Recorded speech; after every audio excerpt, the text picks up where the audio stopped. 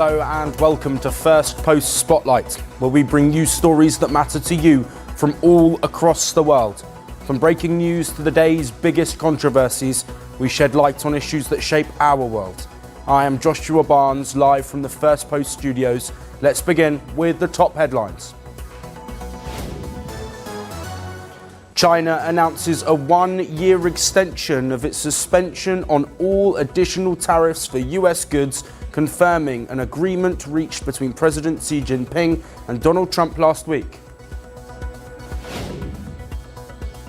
The death toll from Typhoon Kalmagi climbs past 100 as floods devastate provinces of the Philippines, sweeping away homes, cars and entire neighborhoods in the country's worst flooding in years. The United Nations says 40 people have died in an attack in Sudan's El Obeid city as fighting intensifies between the army and the paramilitary amid worsening security in the Kordofan region. German authorities arrest 18 suspects in a crackdown on 3 international credit card fraud and money laundering rings, which led to damages of over $300 million. The arrests were made after police conducted raids in multiple countries. And Hong Kong freezes more than $350 million in assets linked to Cambodia's Prince Group founder Chen Shi, as authorities widen their crackdown on alleged forced labour and crypto scam networks.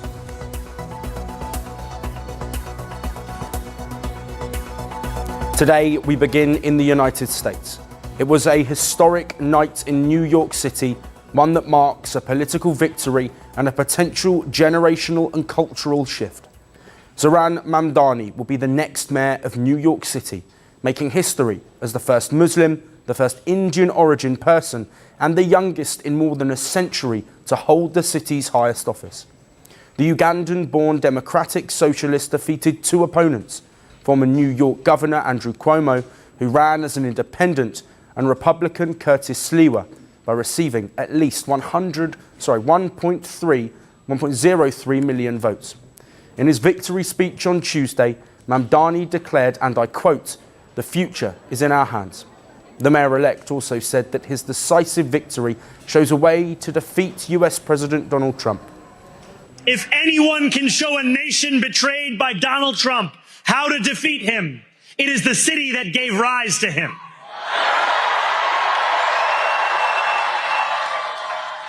And if there is any way to terrify a despot, it is by dismantling the very conditions that allowed him to accumulate power. This is not only how we stop Trump, it's how we stop the next one. So Donald Trump, since I know you're watching, I have 4 words for you. Turn the volume up. Mamdani also drew inspiration from India's first Prime Minister, Jawaharlal Nehru. In his victory speech, he quoted Nehru's historic Trust and Destiny speech that he delivered on the eve of India's independence in 1947. Standing before you, I think of the words of Jawaharlal Nehru. A moment comes but rarely in history when we step out from the old to the new, when an age ends and when the soul of the nation long suppressed finds utterance. Tonight we have stepped out from the old into the new. So let us speak now with clarity and conviction that cannot be misunderstood about what this new age will deliver and for whom. This will be an age where New Yorkers expect from their leaders a bold vision of what we will achieve, rather than a list of excuses for what we are too timid to attempt. Mamdani added that New York has toppled what he described as a political dynasty, and that the city will start transforming in a way that works for ordinary people. The future is in our hands. My friends, we have toppled a political dynasty.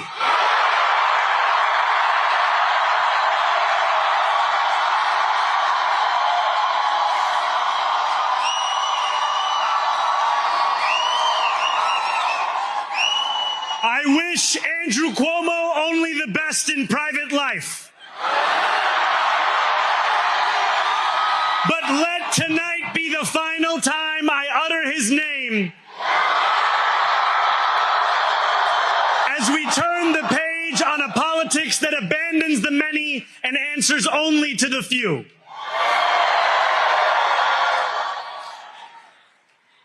New York, tonight you have delivered a mandate for change, a mandate for a new kind of politics. Mamdani's rousing victory got a Bollywood spin. The title track from the Bollywood movie Doom began to play at the end of his speech. After the win, Republican candidate Curtis Sliwa warned Mamdani against implementing what he called socialist policies in the city. And let me warn our new leader, if you try to implement socialism, if you try to render our police weak and impotent, if you forsake the people's public safety, we're not only organizing, but we are mobilizing, and we will become the mayor-elect and his supporters' worst enemies, worst nightmare. Yes. Former Governor Andrew Cuomo, meanwhile, was met with loud boos from his supporters during his concession speech. Congratulations to Zohran Mamdani.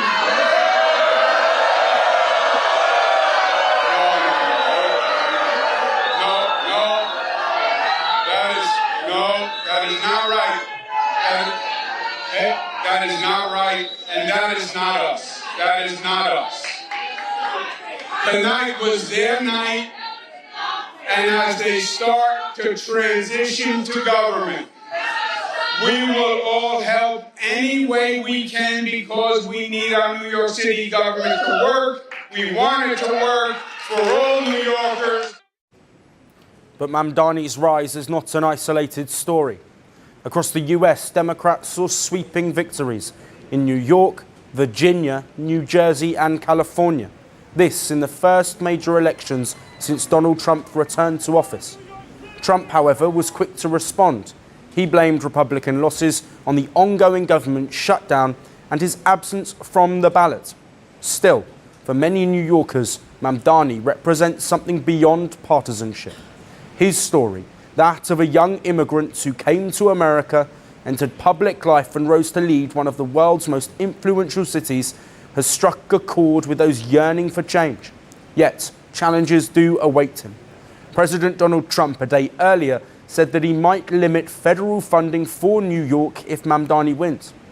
And Mamdani's strong stances on foreign policy, particularly his criticism of Israel's actions in Gaza, has sparked controversy in a city home to the largest Jewish community outside of Israel. But as the jubilant crowds gathered at Brooklyn Paramount, none of that seemed to matter. Supporters chanted his name, waving banners that read, "Our time has come." Some of Mamdani's main campaign promises, including making the city's buses fare-free, providing universal childcare, increasing the minimum wage and lowering the cost of living by raising taxes on the wealthiest 1% of New Yorkers. Now, as Zohran Mamdani prepares to step into City Hall, the spotlights will turn to whether he can turn promise into policy. And how he navigates that will determine not just his legacy, but the direction New York takes in the years ahead. Let's shift focus now to Russia. President Vladimir Putin has praised his country's most advanced nuclear weapons, including the Burevestnik cruise missile and the Poseidon underwater drone. While honouring their developers, Putin said the systems mark a new level of strategic power and claimed they outmatch any global defence technology. Putin honoured defence scientists and touted Russia's new nuclear-capable systems, saying the Burevestnik's range surpassed all known missile systems. He added that NATO observers were present during testing and could verify Russia's capabilities. In terms of flight range, the Burevestnik, as is known, surpassed all known missile systems. It has high target accuracy, which it confidently achieves at a pre-calculated time. I think foreign specialists were able to verify this as well, since a NATO reconnaissance ship was constantly present in the area and during the testing of the Burevestnik on October 21st. We did not interfere with its work. Let them watch.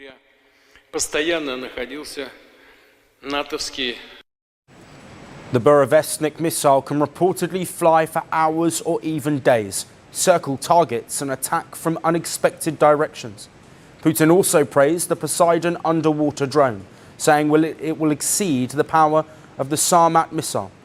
Russian officials say that Poseidon is designed to carry a massive nuclear warhead across intercontinental distances underwater.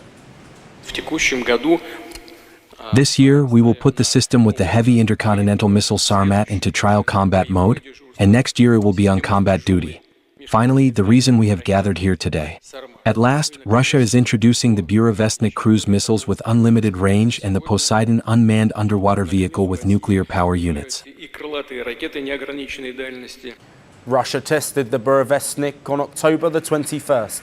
The missile reportedly covered 14,000 kilometers and flew for over 15 hours. Putin said crucial trials were completed and Russia will now prepare infrastructure to deploy the system. The Burevestnik, called Skyfall by NATO, is the world's first nuclear-powered cruise missile, though its development has faced setbacks since 2018. Poseidon, often referred to as a doomsday system, is a nuclear-powered underwater drone around 20 meters long, built for strategic intercontinental strikes. Arms experts say both systems upend traditional nuclear deterrence doctrines. Putin framed the weapons as a response to US missile defense programs and Washington's withdrawal from the Anti-Ballistic Missile Treaty in 2001. He said Russia's deterrent is at the highest level and insisted the country is not threatening anyone while continuing to modernize its arsenal. Our country does not threaten anyone. Russia, like all other nuclear powers, is developing its nuclear potential, developing its strategic potential. Everything we're discussing now is work that has long been announced. And after the test, US President Donald Trump said Russia should prioritize ending the war in Ukraine rather than testing nuclear systems. At the APEC summit, Trump said the US will be prepared to resume nuclear testing if required, potentially ending a 30-year freeze. Russia and the United States hold around 87% of the world's nuclear stockpiles. That, according to the Federation of American Scientists. Both continue to modernize their arsenals as geopolitical tensions rise. Putin said Russia will keep expanding its strategic weapons program, calling it essential for national security. As a new nuclear race takes shape, the world isn't asking who will come out on top, but who may pay the price first. And shifting focus to the Philippines. President Ferdinand Marcos Jr. has ordered his military to be ready to defend the country alone for up to a month in the event of a war. The presidential directive was made public by the Army Chief General Romeo Brawner Jr. He said the president wants the forces to fight and preserve for 20 to 30 days before foreign reinforcements could arrive under the US Mutual Defense Treaty. This comes amid a string of maritime run-ins between Filipino and Chinese vessels in the West Philippine Sea, part of the South China Sea within Philippine waters. In practical terms, the latest directive means the Philippines must be able to defend itself on land, at sea and in the air for roughly a month before US forces can join the fight. Brawner made the remark at the opening of the Philippines' annual joint military exercise yesterday. This exercise will run till November the 14th. It brings together the Army, Navy, Air Force, Coast Guard and even the Filipino National Police. The Army Chief said the country's allies expect the Filipino forces to fight a potential war by themselves, at least during the opening days. The order applies to about 160,000 active troops. As part of the annual military drills, these troops are training to rely first on domestic assets and coordination, and not on immediate foreign intervention. The order of our President, Ferdinand Marcos Jr., is that we should be able to fight and preserve our forces for at least 20 to 30 days. As I have always said, we are already at war. I want us to have that mindset. We are not at war with bullets and bombs, but with disinformation, with coercion, and with encroachment into our territories, into our exclusive economic zone. The Philippines has been a US treaty ally since 1951 under a mutual defence treaty. That treaty obliges both countries to aid each other in case of an armed attack. Time and again, US officials have said the pact covers attacks on Philippine forces or assets in the South China Sea. Our storied alliance has never been stronger or more essential than it is today. And together we remain committed to the Mutual Defense Treaty. And this pact extends to armed attacks on our armed forces, aircraft, or public vessels, including our Coast Guards, anywhere in the Pacific, including the South China Sea. The Mutual Defense Treaty, the United States is our only treaty partner, and the Mutual Defense Treaty continues to be the cornerstone of that relationship, especially when it comes to defense and security cooperation. Amid persistent tensions in the region, Manila is signalling it will not depend on others in the opening day of a crisis. The message is clear. Before outside help arrives, the Philippines must be able to fight and survive on its own. And our final story is from Ghana, where a luxury fashion brand has managed to turn a traumatizing chapter from history into a fashion statement.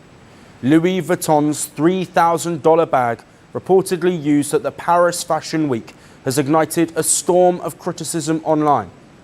It has an uncanny resemblance to the Ghana Must Go bag, which is originally a cheap woven plastic tote that carries heavy historical baggage across West Africa. What LV calls a modern homage to global travellers looks to many like a tone-deaf rebranding of one of Africa's most recognisable and painful symbols of displacement. The bag, which reportedly once cost less than $10, was not meant to be chic. Rather, it signified the struggle of its users being forced out of their homes. The bag gained prominence in 1983 when Nigeria expelled about 2 million undocumented immigrants, and half of them were Ghanaians. Families, given almost no notice, packed their lives into these woven plastic bags and fled across the borders. Decades later, Louis Vuitton's reimagined version swaps plastic for leather and monogrammed canvas. It adds brass fittings and a romanticised backstory about cosmopolitan resistance, and gives it a $3,000 price tag. Social media didn't take this lightly. The internet came swinging. One user wrote, "It shows how enslaved people are when it comes to knowing what's valuable and what's not."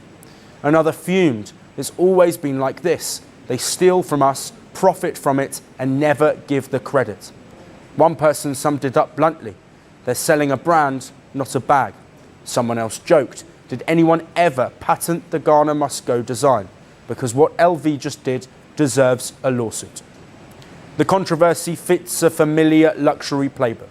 From Gucci's blackface sweater to Burberry's nose hoodie, fashion houses in the West have repeatedly been called out for cultural insensitivity and for the treating aesthetics from the global South as exotic decor rather than lived experiences. Louis Vuitton, for its 2012 and 2017 menswear collections, borrowed traditional Basutu blanket patterns from the Lesotho, with scarves and coats retailing for over $2,000. But the firm offered little to no collaboration or credit to local artisans. 98, another luxury retailer, sparked online outrage by selling a plain canvas tote, strikingly similar to the common Indian grocery bag, for nearly $50. In India, the bag doesn't cost more than $1. The unbranded minimalist design, familiar to millions of Indian households, was being marketed overseas as a chic souvenir tote, despite its humble roots as a budget-friendly grocery bag. Over the last few years, Louis Vuitton has increasingly mined African visual cultures weaving their motifs into high-end fashion under the guise of global storytelling. From Virgil Abloh's Kente-inspired menswear line to the Ghana Must Go remake, the brand's fascination with the global south seems endless. But its willingness to confront the context behind these designs remain minimal. In the end, Louis Vuitton's $3,000 bag isn't just a luxury accessory. It's a stark reminder that in the world of high fashion, pain can be repackaged as prestige, as long as it comes with a leather trim and a logo. Once a symbol of forced migration, the Ghana Must Go bag now struts the runway as a luxury collectible. It's a sobering image of how far a story can travel, and how easily history can be stripped, stitched, and sold. That's all we have on the show for today. We will see you again tomorrow at the same time. Until then, thank you for watching. From breaking news to the day's biggest controversies, shedding light on the world's top headlines, detailed analysis on the stories that matter the most to you. Catch it all on Spotlight at 6 p.m. India time and 12:30 GMT, only on Firstpost.